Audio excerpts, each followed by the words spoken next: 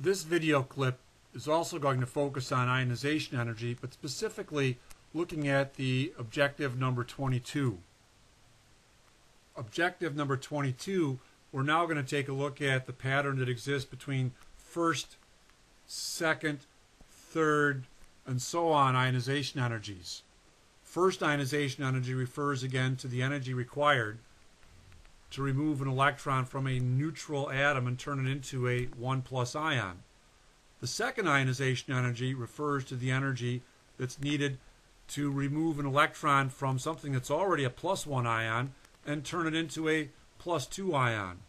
Third ionization energy would be the energy required to take an electron from an ion that's already +2 and turn it into a +3 ion, and so on for the fourth and fifth ionization energies.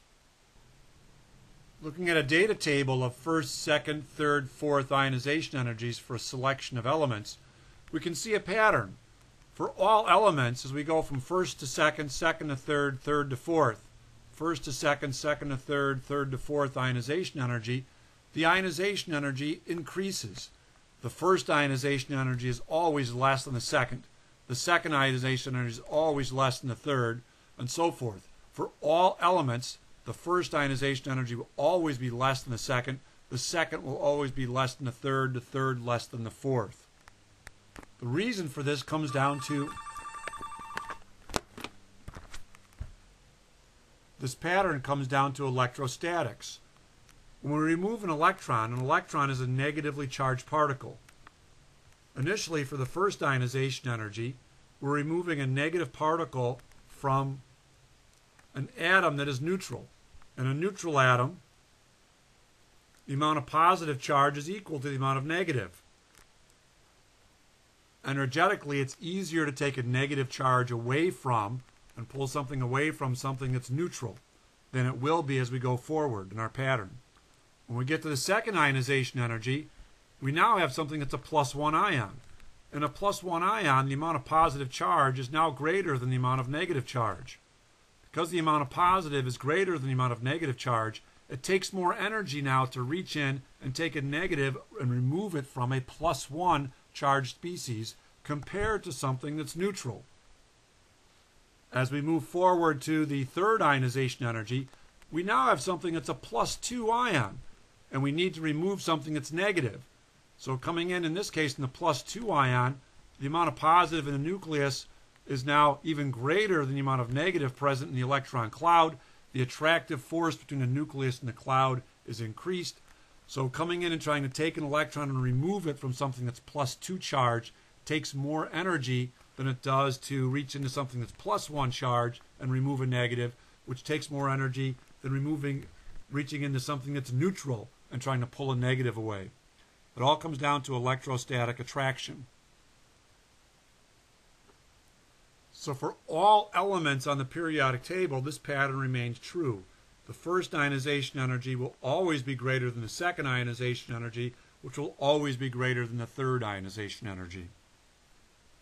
A second pattern to look at as we move from first to second to third ionization energies, if we look at an element such as sodium, we can see from first to second there's a marked increase as it goes from 496 joules to 4,500 joules. Whereas in magnesium, from first to second, the increase is much, much smaller. But magnesium sees a large increase as we go from the second to third ionization energy. Similarly for aluminum, first to second to third, it's a small increase, but when we go from the third to fourth ionization energy, there's a large, marked increase in the amount of energy required. This gives us indications about the structure of the atom and also tells us something about our chemical. Let's look at why this happens in this pattern. Looking at sodium's electron arrangement, we can see that a sodium atom has a single electron in the 3s sublevel. And it also has a full level 2 energy level. In the first ionization energy of sodium, what's happening is this outermost 3s electron is being removed from the atom as we turn the neutral sodium into a 1+ ion. The electron arrangement now of the sodium 1+ ion shows that we have a full energy level 2, and energy level 3s is now empty. It's no longer part of the structure. This full energy level, which is a noble gas electron configuration, is extraordinarily stable. Consequently, the second ionization energy for sodium is when we have an existing Na1 plus ion, and it's the energy required to take an electron away from the sodium 1 plus ion.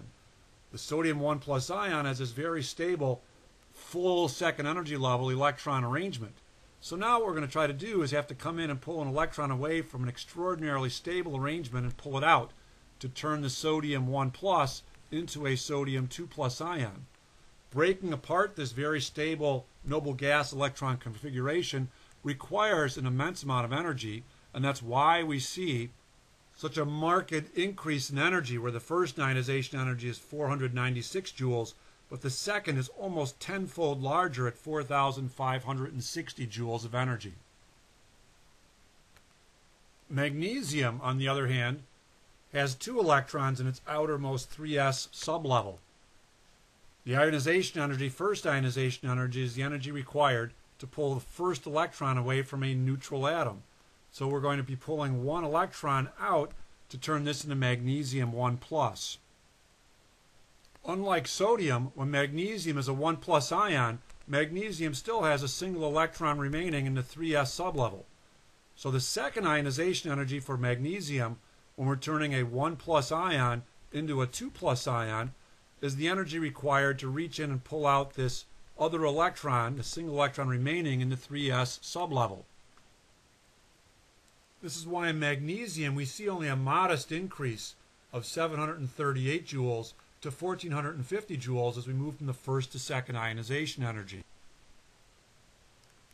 Now that magnesium has had 2 electrons removed, the 3s sublevel is now empty. This is now no longer part of the atomic structure. So for the third ionization energy of magnesium, when magnesium is now a 2 plus ion, in this particular, when magnesium is a 2 plus, the second energy level, the 2s and 2p, are completely full. This completely full, or what's known as a noble gas electron configuration, is very, very stable. Since it's so stable, the amount of energy required to come in and pluck out an electron and remove it, which is the ionization energy, will be very, very large. Consequently, in magnesium, when we go from the second to the third ionization, that's when we see this extraordinarily large jump in the energy required as we go from 1450 to 7,730 joules. And that, once again, is because when magnesium becomes a 2 plus ion, it has this very stable noble gas electron configuration, and to pluck out an electron and remove it from the stable arrangement requires a very large amount of energy.